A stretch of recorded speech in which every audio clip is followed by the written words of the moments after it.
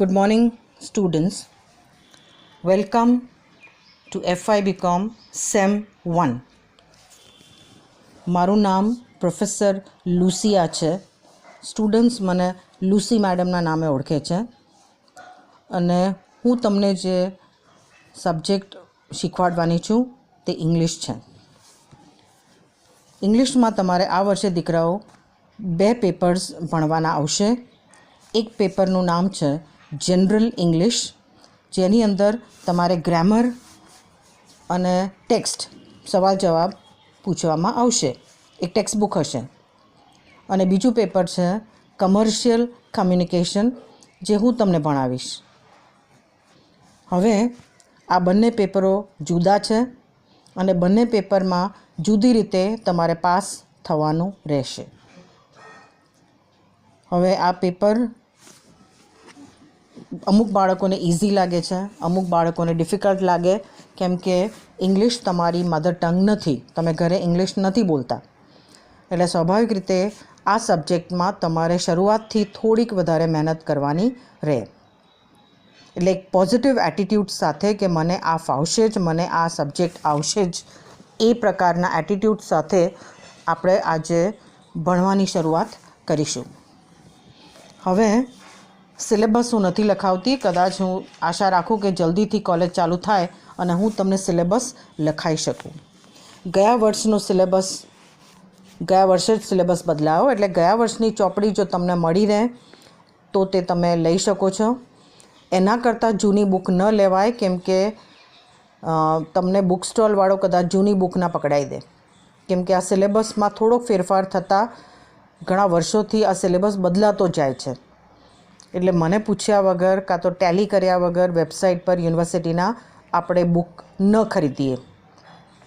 હવે first lecture મારો જે છે તેમાં હું તમને આપણે ટાઇટલથી શરૂઆત કરીએ દીકરાઓ. હવે ટાઇટલ મારા પેપરનું નામ છે કમર્શિયલ કમ્યુનિકેશન 1.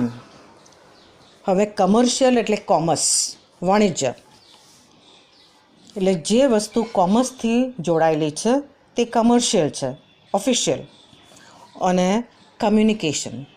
કમ્યુનિકેશનમાં 2 પ્રકારની વસ્તુઓ આપણે જોડીએ છીએ. એક છે મૌખિક રીતે જે આપણે બોલીએ છીએ અને લખીએ છીએ, એટલે કોરેસ્પોન્ડન્સ પણ કમ્યુનિકેશનનો ભાગ છે. એટલે તમામ મીડિયા તે પણ કમ્યુનિકેશન છે, અને કોમર્સ એટલે વાણિજ્ય. એટલે તમારા પેપરનું નામ છે કમર્શિયલ કમ્યુનિકેશન 1, જેને શોર્ટમાં CC1 તરીકે પણ ઓળખાય. હવે કોઈ પણ પેપરની શરૂઆત આપણે ઇન્ટ્રોડક્શનથી કરીએ છીએ. ઓકે, હવે ઇન્ટ્રોડક્શનમાં કમ્પલસરીલી મારે ઇંગ્લિશ પણ બોલવું જ પડશે, કેમ કે આ પેપર ઇંગ્લિશ છે. વચ્ચે વચ્ચે હું ગુજરાતી બોલીશ, જેથી કરીને બાળકોને થોડું બંને સમજણ પડે. હવે કમ્યુનિકેશન ક્યાંથી આવ્યું છે, ઓકે, તે આપણે સમજીએ. હવે communication is taken from the Latin word communis. Latin ભાષામાં એક શબ્દ હતો કોમ્યુનિસ, જેમાંથી શબ્દ કમ્યુનિકેશન લેવામાં આવ્યો છે. And the meaning of the word communist means today to make common, to transmit, to share, to impart, to interchange, to give and take. એટલે કમ્યુનિકેટ કરવું એટલે આદાન પ્રદાન કરવું, to give and take, to share, to impart, to transfer, આ તેના અર્થ છે. એટલે તમને હવે MCQ પણ રેડી રાખવા પડે, કેમ કે એક્ઝામ ગમે તે રીતે લેવાય. એટલે the word communication is taken from the Latin word communis, which means to impart, to transmit, to make common, to give and take, to interchange. આ તમારે યાદ રાખવાનું. હવે હ્યુમન લાઈફમાં કમ્યુનિકેશન વગર કંઈ જ પોસિબલ નથી. Human life is not possible without communication. એક માણસ એકલા બેઠા વાતચીત ન કરી શકે એની સાથે જ, પોતાની સાથે. અને તે માટે it is necessary that there be at least 2 people for effective communication. તો કમ્યુનિકેશન માટે ઓછામાં ઓછા 2 માણસોની જરૂરિયાત પડે. ઓકે, હવે આ બે માણસો કોણ છે? One is the sender. અત્યારે હું સેન્ડર છું. આઈ એમ ઇનિશિએટિંગ ધ મેસેજ. કેમ કે મેં વાર્તાલાપ શરૂ કરી, હું સેન્ડ કરું છું, તમને લેક્ચર આપી રહી છું. મ્યુઝિક પ્રોગ્રામમાં જતા હો તો જે ગાયક છે એ સેન્ડર છે, એ ગાઈ રહ્યો છે. એટલે the sender is the person who initiates અથવા તો સ્ટાર્ટ્સ ધ મેસેજ. જે બોલે છે એ સેન્ડર છે. And the opposite is the receiver who decodes or receives the message. અને જે આ મેસેજને ગ્રહણ કરે છે, જે આ વાતને સાંભળે છે, તે રિસીવર છે. એટલે for effective communication you need at least one sender and a receiver. મોટો પ્રોગ્રામ હોય તો વન સેન્ડર અને અનેક રિસીવર હોય હોલમાં. Okay, but minimum you need one sender and one receiver. Okay, એટલે communication is not possible without a sender and a receiver. આ બે વસ્તુ થઈ. હવે for effective communication the sender and the receiver need to compulsorily use a common set of symbols. સમજાવો. હવે હું અત્યારે ગુજરાતીમાં બોલી રહી છું. તમને બધાને સમજણ પડે છે કેમ કે તમને ગુજરાતી આવડે છે. પણ કદાચ હું પોલિશ લેંગ્વેજમાં લેક્ચર લઉં તો તમને પોલિશ ભાષા આવડતી નથી, તો તમને કઈ રીતે સમજણ પડે કે મેડમ શું બોલી રહ્યા છે? એટલે બંને વચ્ચે એક પર્પસફુલ, એક ઇફેક્ટિવ કમ્યુનિકેશન સ્થાપિત થાય તે માટે હું જે ભાષા વાપરું છું, બોલું છું અને તમે જે ભાષા સમજી રહ્યા છો એ બંનેમાં સિમિલારિટી હોવી જોઈએ. એટલે તમને મારી ભાષા સમજણ પડવી જોઈએ તો જ હું જે બોલી રહી છું તે તમને સાચા અર્થમાં સમજણ પડે. અને પછી તમે મને પ્રતિસાદ આપો જે સાચો હોય. પ્રતિસાદને ફીડબેક કહેવાય. એટલે એ સાચો ફીડબેક, પ્રતિસાદ મળે તે માટે the sender and the receiver need to compulsorily એટલે ફરજિયાતપણે use a common set of symbols. Common set of symbols એટલે વર્ડ્સ, લેંગ્વેજ એટલે ભાષા બંને વચ્ચે જાણીતી હોવી જોઈએ, તો જ કમ્યુનિકેશન ઇફેક્ટિવ હોઈ શકે.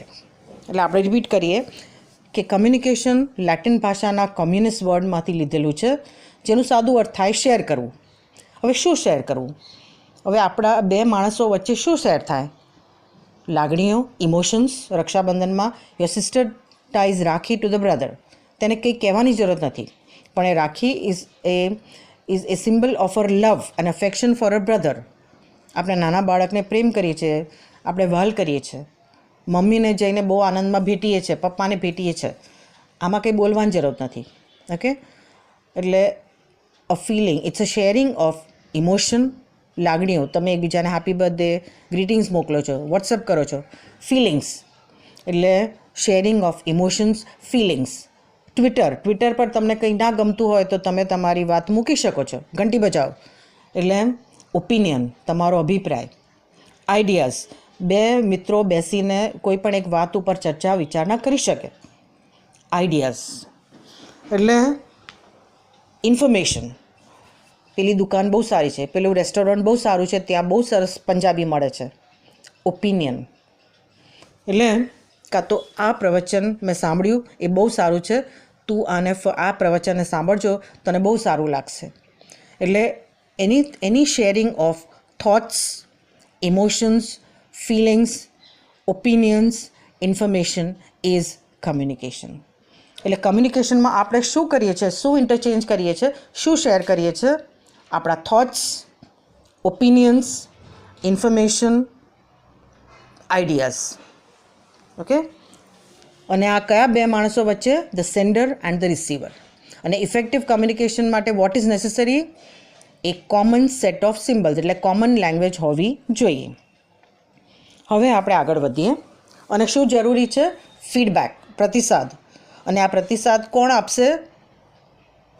રિસીવર આપશે. મારો લેક્ચર સારો હોય અને બાળક જો એની આંખોમાં ચમક આવી જાય, બ્રાઇટ આઈસ થાય, તો આઈ અન્ડરસ્ટેન્ડ કે મારા બાળકો લેક્ચરને સમજી રહ્યા છે. બગાસ આવતા થાય કાં તો આમ દિવેલિયા જેવું ચહેરો થાય તો આઈ અન્ડરસ્ટેન્ડ ગ્લુમી લુકથી કે my students are not interested. કદાચ they don't understand my lecture, તેમને મારા લેક્ચરની ખબર પડતી નથી. એટલે આ પણ એક પ્રકારનું કમ્યુનિકેશન છે. You go to a musical programme અને ત્યાં તમને બહુ મજા આવે, તમે તાળીઓ પાડો, આ પણ કમ્યુનિકેશન છે. તમે ત્યાં સુધી જે ગાયક છે કાં તો જે કલાકાર છે, you want two explain, you want to show your act of gratitude, કાં તો તમે એને બતાવવા માગો છો કે મને બહુ મજા આવી રહી છે, તમે એપ્રિશિએટ કરી રહ્યા છો એને. એટલે કમ્યુનિકેશન કોઈ પણ thoughts, act, feelings, emotions, information, ideas, ઓપિનિયનનું ઇન્ટરચેન્જ છે, આદાન પ્રદાન છે. અને તેમાં સેન્ડર અને રિસીવરનું હોવું જરૂરી છે. અને બંને એ કમ્પલસરીલી એક common set of symbols follow કરવા પડે. અને તે લેટિન ભાષામાંથી લીધેલો શબ્દ છે.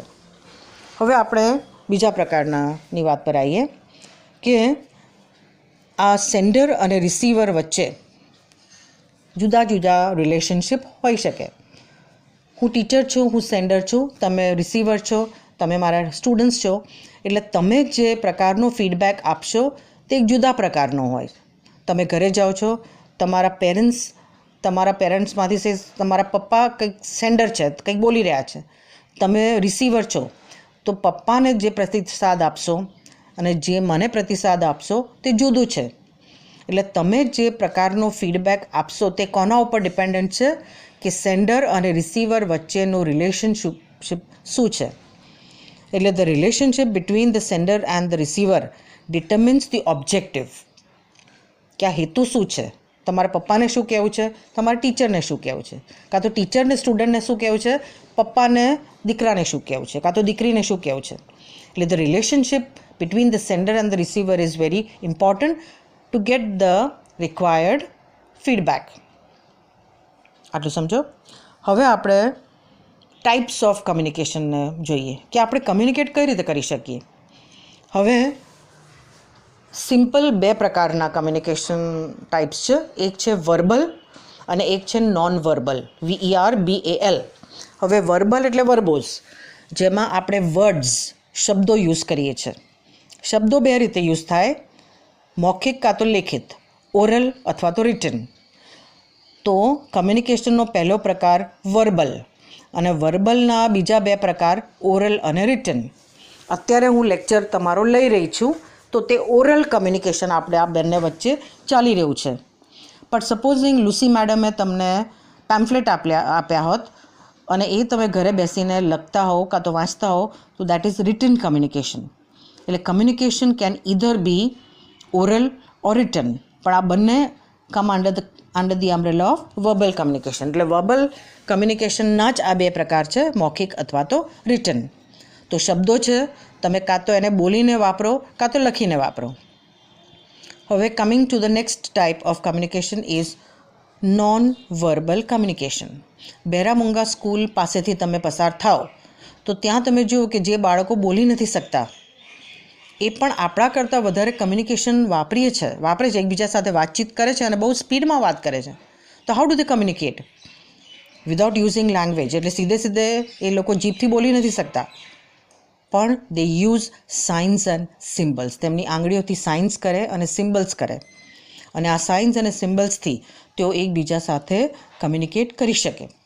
એટલે નોન વર્બલ કમ્યુનિકેશન પણ એક પ્રકારનું સ્ટ્રોંગ કમ્યુનિકેશન છે, જેમાં સીધે યુ ડોન્ટ યુઝ વર્ડ્સ, પણ એ બાળકો જે સાઇન યુઝ કરે છે એ સાઇનની પાછળ પણ શબ્દો જ છુપાયેલા છે.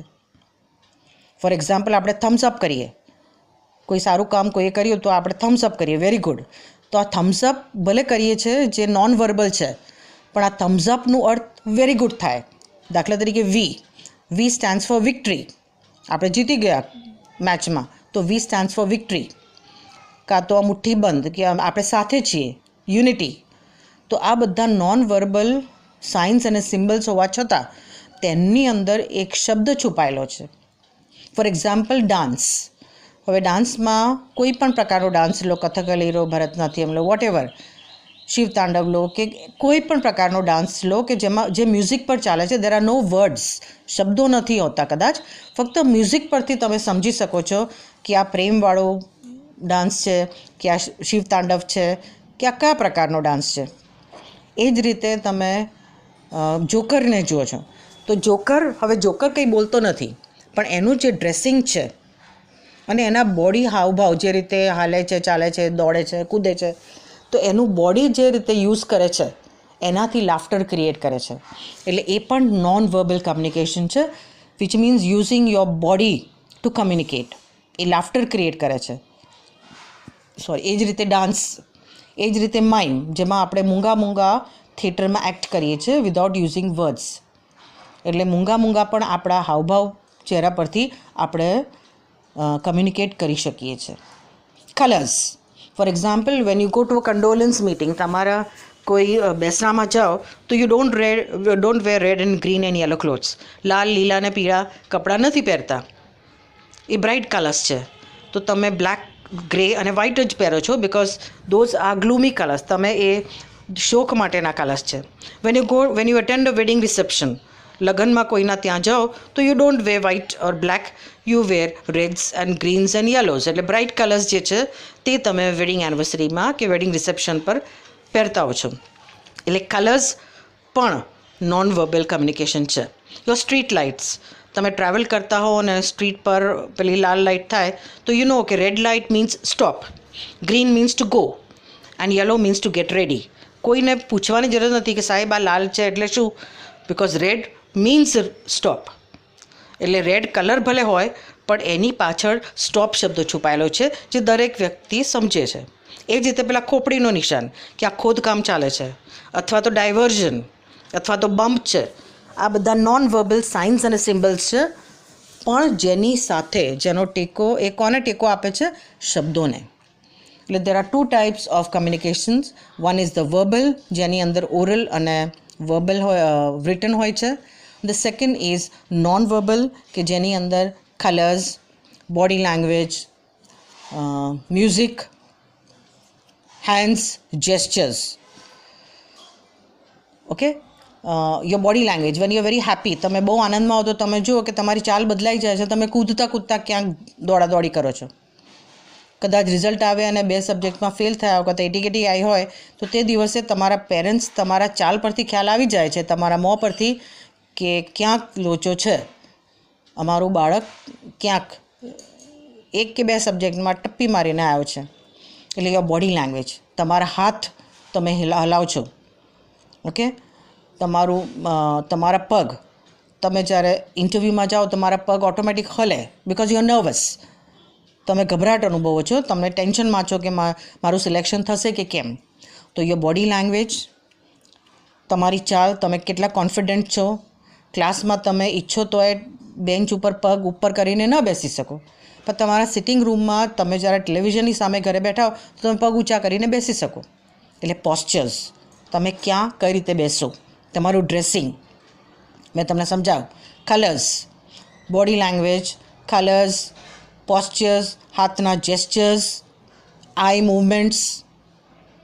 ઓકે, આપણી આંખો એ સમજણ પાડે છે કે આપણે ગુસ્સામાં છે કે આપણે આનંદમાં છીએ કે દુઃખમાં છીએ. આ બધું આપણા ચહેરા પરથી, ફેશિયલ એક્સપ્રેશન્સ પણ, કદાચ ટીચર લડે તો સ્ટુડન્ટ કંઈ બોલી ના શકે પણ એના ચહેરા પરથી મને ખ્યાલ આવે કે આ બાળક વિચાર કરી રહ્યા છે કે લુસી મેડમ મને બહાર મળો, હું તમને જોઈ લઈશ. એટલે આ facial movements, all of these are examples of non verbal communication. એટલે મને લાગે છે કે એટલીસ્ટ તમને એ તો ખબર પડી ગઈ કે કમ્યુનિકેશનની જરૂરિયાત કેમ છે.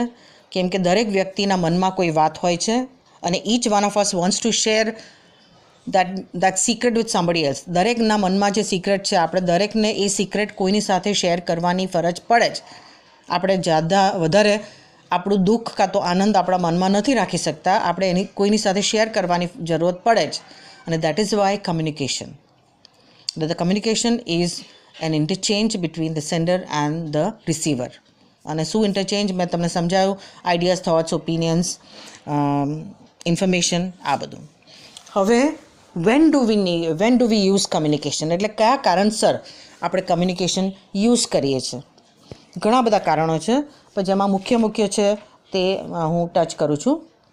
The first objective of communication would be information, એટલે જાણકારી.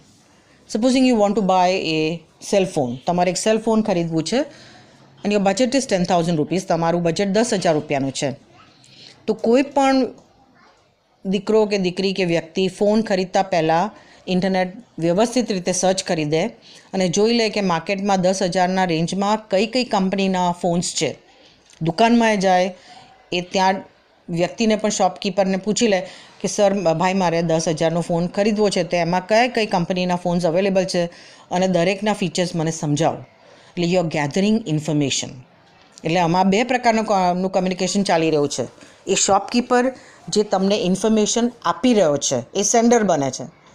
તમે રિસીવર છો, તમે એ મેસેજ એ ઇન્ફોર્મેશન ગ્રહણ કરી રહ્યા છો.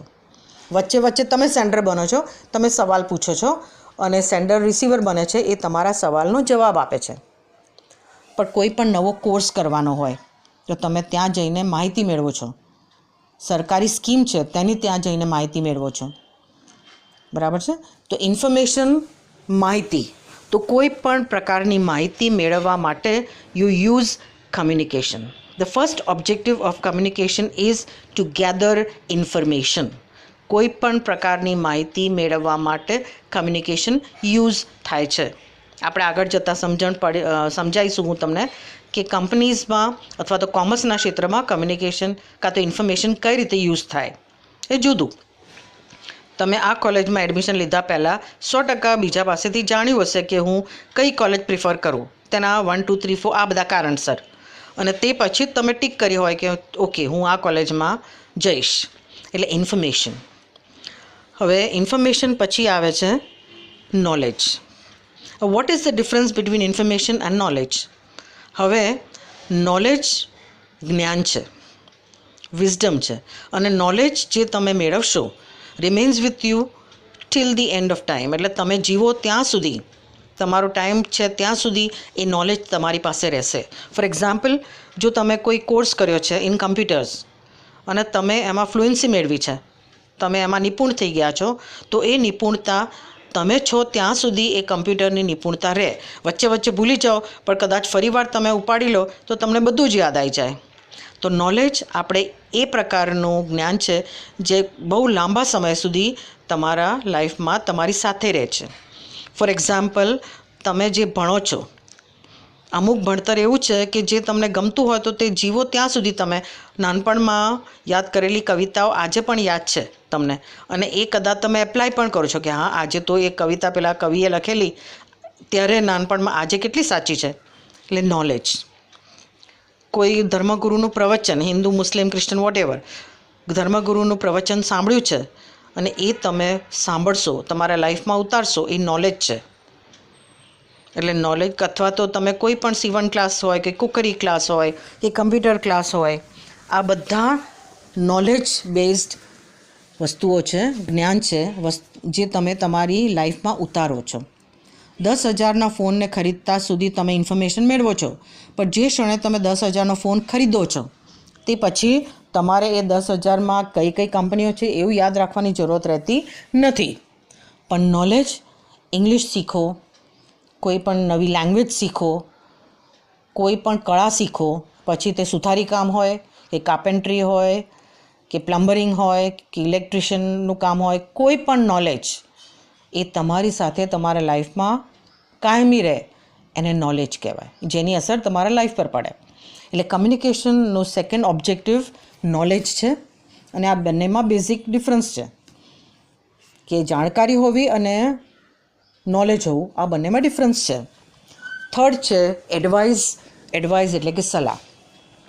હવે સલાહ and advice should always B positive. એટલે એવું કહેવત છે કે આપણે કયા પ્રકારના મિત્ર બનાવીએ છીએ. તમે નવા નવા કોલેજમાં આવશો તો you have to be very careful about choosing friends. તમે કોને ફ્રેન્ડ બનાવો છો, કેમ કે જે પ્રકારના ફ્રેન્ડ્સ તમે બનાવશો એના ઉપરથી ડિસાઇડ થાય, એના ઉપરથી ડિટરમિન થાય કે તમને એ તમારા ફ્રેન્ડ્સ કયા પ્રકારનું એડવાઇસ આપે છે, સલાહ આપે છે. સારો ફ્રેન્ડ હશે તો તમને લેક્ચર ભરવાની સલાહ આપશે. સારો ફ્રેન્ડ નહીં હોય અને તમે જો લેક્ચર ભરવા પણ માગતા હશો તો તમને ખેંચીને કે ચાલ આપણે લાલ દરવાજા જઈએ ફરવા, કાં તો બિગ બજાર તો છે જ. એટલે એડવાઇસ 2 પ્રકારની હોય છે ફરી, ઓરલ અથવા તો રિટન. હવે એડવાઇસ કોઈ પણ આપી શકે. સામાન્ય લેક્ચર ભરું કે ના ભરું તે એડવાઇસ તમારો ફ્રેન્ડ પણ આપી શકે, તમારા ટીચર પણ આપી શકે. ઓકે. તો તમારા પેરેન્ટ્સ આપી શકે, તમે જેને વડીલ તરીકે માનતા હો તે પણ સલાહ આપી શકે. પણ એડવાઇસ હંમેશા it has always to be positive, એ પોઝિટિવ હોવી જોઈએ. અને એડવાઇસ હંમેશા જે માગનાર છે એના હિતમાં હોવી જોઈએ. It must always be for the benefit of one seeking it. એટલે જે એને મેળવવા માગે છે, જે સલાહ લેવા માગે છે તેના હિતમાં જ હોવી જોઈએ. એટલે એ વ્યક્તિ તમારો વિશ્વાસ હોવો જોઈએ અને પોઝિટિવ હોવો જોઈએ. અને એડવાઇસ હંમેશા સારા માટે હોય. It's always for the betterment. અને આ સલાહ કોઈ પણ વ્યક્તિ કોઈ પણ સરળ કામ માટે હોઈ શકે. નાની નાની બાબત હોય તેમાં કોઈની પણ સલાહ તમે લઈ શકો. પણ સપોઝિંગ તમારે હવે તમે કોઈ ઊંડા પ્રોબ્લેમમાં ફસાઈ ગયા છો. Okay, you are caught up in some trial of life. કોઈક મુશ્કેલી છે અને you don't know how to get out of it. એ હર્ડલમાંથી બહાર નીકળવાનો રસ્તો તમને નથી મળી રહ્યો. હવે તમારા આજુબાજુના મિત્રો તમને આમાં મદદ નહીં કરી શકે. કદાચ તમે તમારા પેરેન્ટ્સ સાથે શેર ના કરી શકો. હવે તમારે એક એવા વડીલ પાસે જવું પડે કે જે એક એક્સપર્ટ છે, અથવા તો જે આ બધા લાઈફમાંથી પસાર થયો છે, કે જેના ઉપર તમને 100% ભરોસો છે કે એ વ્યક્તિ તમને આ હર્ડલમાંથી બહાર કાઢશે. હવે એને આપણે સીસીની ભાષામાં કાઉન્સેલિંગ કહેવાય. અને જે વ્યક્તિ આ કાઉન્સેલિંગ કરે એને કાઉન્સિલર કહેવાય. હવે આ કાઉન્સિલરનું કામ શું છે? હવે કદાચ મારા લાઈફમાં બહુ બધા પ્રોબ્લેમ્સ આવી રહ્યા છે અને હું એટલી બધી એમાં ગળે ડૂબ ઉતરી ગઈ છું કે હું હવે મારા કામમાં ધ્યાન નથી આપી શકતી, મારા લેક્ચર્સ નથી લઈ શકતી, કાં તો મારું બિહેવિયર વિચિત્ર છે, કાં તો રાત્રે ઊંઘ નથી આવતી, મારા ખાવા પીવા પર અસર થઈ રહી છે. હવે મારે ખાલી સલાહ નહીં ચાલે. એટલે મારે એક એક્સપર્ટ ડૉક્ટર પાસે જવું પડે. અને આ ડૉક્ટર કોણ છે? એક માનસિક ડૉક્ટર ખાલી ગાંડાઓનો ઈલાજ નથી કરતો. એ કાઉન્સિલર છે. અને એ કાઉન્સિલર એક પ્રકારનો માનસિક ડૉક્ટર છે કે જે પોતે સ્થિતપ્રજ્ઞ છે, સ્થિર છે, અને એ જજમેન્ટલ હોયા વગર, કોઈ પણ પ્રકારનું આપણને નીચે જોયા વગર આપણા પ્રોબ્લેમમાંથી રસ્તો કાઢી બતાવે. એટલે he needs to be an expert in a subject. તેને તેના વિષયમાં એની પાસે ડિગ્રી હોવી જોઈએ અને એને એના વિષયમાં એક્સપર્ટ હોવો જોઈએ, તે જાણકાર હોવું જોઈએ, જેથી કરીને એ તમને તમારા પ્રોબ્લેમમાંથી મુક્તિ મેળવી આપી શકે. એટલે કાઉન્સલિંગ એક ઊંડા પ્રકારનું એડવાઇસ છે જે ગમે તેને આપી શકે. એ ફક્ત એક્સપર્ટ જ આપી શકીએ અને એની પાસે ડિગ્રી હોય, લર્નિંગ હોય અને એક્સપિરિયન્સ હોય.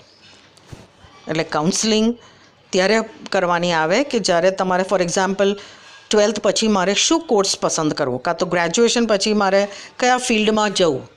હવે આ નાની ગંભીર વાત છે, બિકોઝ એમાં મની અર્નિંગ જોડાયેલો છે.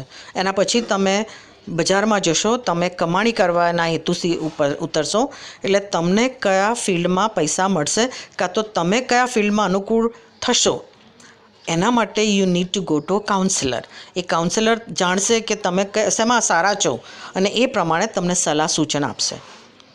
એટલે advice is a simple kind of advice, પણ counselling is a specialised kind of advice given only by an expert. ફક્ત એક એક્સપર્ટ જ આપી શકે. ઓકે, પછી છે મોટિવેશન. મોટિવેશન લાઈફમાં બહુ જ જરૂરી છે. એટલે you cannot live without motivation, અને it's very good to motivate others. દરેક વ્યક્તિને મોટિવેટ પોતે થવું અને બીજાને કરવું એ ગમતું હોય છે. હવે મોટિવેટ કરવું એટલે એક પ્રકારનો હકારાત્મક ધક્કો મારવો. ગુજરાતીમાં ધક્કો એટલે પ્રોત્સાહિત કરવું. હવે મારા વિષયમાં મને કાયમ એ પ્રોબ્લેમ રહે છે કે students don't like my language. એમને આ ઇંગ્લિશમાં બિલકુલ રસ પડતો નથી. શીખવું બધાને છે પણ રસ કોઈને નથી.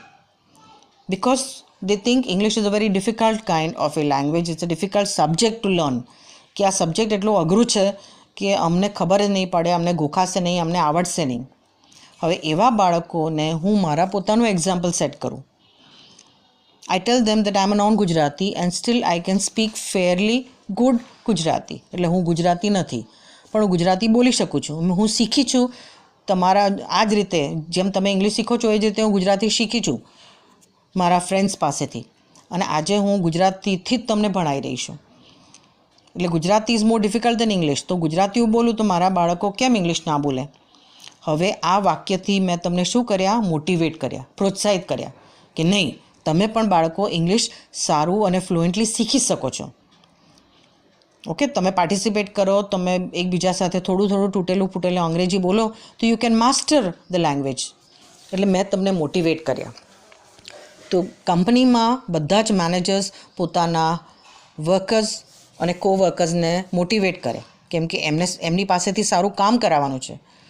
As a teacher I would like to motivate you all. હું તમને બધાને મોટિવેટ કરવા માગું છું because I want that all of you pass with flying colours. તમે બહુ સારા માર્ક્સથી પાસ થાઓ એવી મારી આશા. એટલે હું તમને મોટિવેટ કરું કે બાળકો લર્ન કરો, લેક્ચર્સ ભરો, ડેલી સ્ટડી કરો, અડધો કલાક તો અડધો કલાક પણ તમે સ્ટડી કરો. એટલે હું તમને મોટિવેટ કરું છું. તો મોટિવેશન કેમ કરવાનું? કેમ કે હું તમારું સારું ઈચ્છું છું. એટલે motivation also has to compulsorily be positive. હવે એવું નહીં કે બે બાળકો બાજે અને હું એક બાળકને કહું કે ના ના પેલાને જવા દેવાય નહીં, જા તું પેલા બરાબર સીધો કરી દે પેલાને, એટલે બે વચ્ચે વધારે ઝઘડો કરાવું. તો એ ન હોવું જોઈએ. મોટિવેશન ક્યારે પણ નેગેટિવ ન હોવું જોઈએ. એ હંમેશા પોઝિટિવ જ હોવું જોઈએ અને સામેવાળાના હિતમાં જ હોવું જોઈએ. હવે મોટિવેશન પછી રિક્વેસ્ટ. હવે રિક્વેસ્ટ બે પ્રકારની છે, ઓરલ અને રિટન. તો રિક્વેસ્ટ જે છે તે ઓરલ કઈ રીતે હોઈ શકે? ક્લાસમાં તમે મોડા આવો તો તમે મૌખિક રીતે મારી પરમિશન લઈ શકો છો કે madam please may I enter class. તો તમે મૌખિક રીતે મારી પરમિશન ક્લાસમાં આવવા માટે લો છો. એમાં તમારે મારા રિટન સલાહની જરૂરત નથી. Madam please may I enter class. પણ કદાચ મારે એક મહિનાની રજા લેવાની હોય તો મારે પછી પ્રિન્સિપલને રિક્વેસ્ટ કરવાની હોય અને એ રિક્વેસ્ટ રિટન હોય છે. તો સિમ્પલ રિક્વેસ્ટ કરવાની હોય, madam please may I come in, તો તે ઓરલ હોઈ શકે.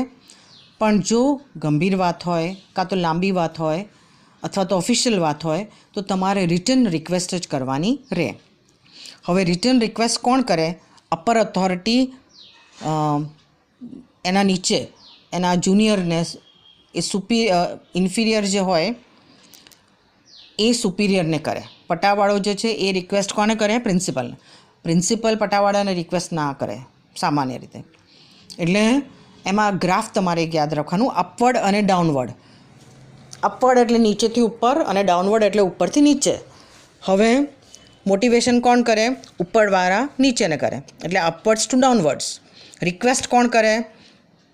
અપવર્ડ્સ જાય એટલે નીચેવાળા ઉપરને. પટાવાળો પ્રોફેસરને કરે, પ્રોફેસર પ્રિન્સિપલને કરે, પ્રિન્સિપલ ટ્રસ્ટીને કરે. એટલે રિક્વેસ્ટ અપવર્ડ્સ જાય, મોટિવેશન ડાઉનવર્ડ્સ જાય. એટલે request can be oral or written. It is made from an inferior to superior. નીચેવાળાથી ઉપરવાળા સુધી રિક્વેસ્ટ કરવાની રહે, કોઈ પણ ફેવર મેળવવા માટે. કોઈ પણ તમારે કૃપા જોઈતી હોય તો તમે રિક્વેસ્ટ કરો. પછી આવે કમ્પ્લેન. ફરિયાદો પણ બે પ્રકારની હોય છે, ઓરલ અને રિટન. જો ફરિયાદ નાની હોય, જો કમ્પ્લેન સિમ્પલ હોય, ઓર્ડિનરી હોય, તો તેમાં તમે ફરિયાદ કરી શકો. તમે એક વસ્તુ ખરીદો અને ઘરે ગયા પછી જુઓ કે તેમાં કોઈ ડિફેક્ટ છે તો બીજા દિવસે you go back to the shopkeeper અને તમે એને કહો કે ભાઈ આ વસ્તુ મેં ગઈકાલે ખરીદી અને there some defect in what I purchase yesterday, એટલે પ્લીઝ મને રિપ્લેસ કરી આપો. તો તે કોમન કમ્પ્લેન છે. પણ સપોઝિંગ મેં 50,000ની વસ્તુ નાના વેપારીએ મોટા વેપારી પાસેથી ખરીદી અને તેમાં કાચની વસ્તુઓને આવી ત્યારે બધી તૂટેલી ફૂટેલી હોય તો તે ન ચાલે. એટલે તેને ટેલિફોનિક કમ્પ્લેન ન ચાલે. He has to compulsorily submit a written complaint. તેને ફરિયાદ પત્ર લખવો પડે કાયદેસર. એટલે when the complaint is serious you need to write a written complaint. એટલે કમ્પ્લેન કોઈ પણ ગંભીર બાબતે લખેલી હોય ત્યારે રિટન હોય છે. સામાન્ય બાબત હોય તો તે ઓરલ ફરિયાદ હોઈ શકે. Coming to last objective is warning. Warning કેમ આપવી પડે? મારા ક્લાસમાં કદાચ એક બાળક રેગ્યુલર મોડું આવતું હોય તો ફર્સ્ટ ડે હું એને રિક્વેસ્ટ કરીશ કે બાળક please I get disturbed when you enter in late. તું લેટ આવે છે ત્યારે હું ડિસ્ટર્બ થાઉં છું, બીજા ક્લાસ ડિસ્ટર્બ થાય છે, એટલે પ્લીઝ કમ અર્લી. બીજા દિવસે ફરી એ જ બાળક મોડો કે મોડી આવે તો હું તેને એક માઇલ્ડ ઠપકો આપું કે દીકરા કે દીકરી કે હવે તું મોડો કે મોડી આવીશ તો હું તને ક્લાસમાં નહીં આવવા દઉં. અને ત્રીજી વાર પણ તે ના આવે તો મારે તેને ડિસમિસ કરવું પડે કે આજ પછી તારે મારો લેક્ચર ભરવાનો નથી. એટલે વોર્નિંગની શરૂઆત હંમેશા અને વોર્નિંગ હંમેશા કોઈ પણ ડેન્જર આવતા પહેલાં આપવામાં આવે. ઓકે, આ બધા હવામાન વોર્નિંગ્સ તમે જુઓ કે ત્યાં ભૂકંપ આવવાનું છે અને અહીં સુનામી આવવાની છે. ઓકે, આ બધા વોર્નિંગ્સ છે. હવે આ વોર્નિંગ હંમેશા ડેન્જર આવતા પહેલાં જ અપાય છે. અને વોર્નિંગ પહેલાં રિક્વેસ્ટ કરવાની આવે, પછી માઇલ્ડ વોર્નિંગ આપવાની હોય અને છેલ્લે વોર્નિંગ. આમાં લીગલ એક્શન પણ હોઈ શકે. જો વોર્નિંગ ગંભીર હોય તો આપણે લીગલ નોટિસ પણ આપી શકીએ. અમુક વોર્નિંગ્સ જનરલ હોય. ફોર એક્ઝામ્પલ, તમે બગીચામાં જાઓ તો ડસ્ટબિન પર લખેલું હોય છે યુઝ મી. યુઝ મી એટલે ખબરદાર આજુબાજુ કચરો ફેંકેલો છે, મારી અંદર જ નાખો. ઓકે, સાયલેન્સ એટલે અવાજ બિલકુલ હોસ્પિટલમાં કરવાનો નથી. Switch off your cellphones. No talking, no smoking, beware of dog, કૂતરાથી સાવધ. આ બધા વોર્નિંગ્સ છે જનરલ, આ બધા માટે છે. એટલે વોર્નિંગ હંમેશા ત્યારે આપવામાં આવે કે જ્યારે તમારે ઇમિડિયેટ એક્શન લેવાનું હોય ત્યારે વોર્નિંગ આપવાની કે હવે દીકરા કે દીકરી તું નહીં આવે તો I will not allow you to enter class. એટલે વોર્નિંગ કહે છે કે ઇમિડિયેટ એક્શન ઇઝ રિક્વાયર્ડ. તાત્કાલિક તમારે એક્શન લેવાની છે. એટલે મને લાગે છે કે આ ઇન્ટ્રોડક્ટરી લેક્ચર આના માટે ઇનફ છે. English word communication communist Latin ભાષામાંથી લીધેલો છે, જેનો અર્થ શેર થાય છે. તેમાં સેન્ડર અને રિસીવર જરૂરી છે. બંને common set of symbols use કરે છે, જેથી કરીને બંનેને એકબીજાની ભાષાની સમજણ પડે. અને તેની અંદર ઇમોશન્સ, થોટ્સ, ફિલિંગ્સ, ઇન્ફોર્મેશનનું આદાન પ્રદાન થાય છે. કમ્યુનિકેશન વર્બલ અથવા તો નોન વર્બલ હોઈ શકે, જે મૌખિક કાં તો રિટર્ન હોઈ શકે. વર્બલ અને નોન વર્બલ એટલે બોડી લેંગ્વેજ અને કલર્સને એ બધું. એ પછી કમ્યુનિકેશનના ઘણા બધા ઓબ્જેક્ટિવ છે, મેં સમજાયા. Information, knowledge, advice, counselling, motivation, request, complaint, warning. આ બધામાં શબ્દોનો યુઝ થાય છે, સીધે અથવા તો ઇનડિરેક્ટલી. અને આ બધા તેના ઓબ્જેક્ટિવ્સ છે.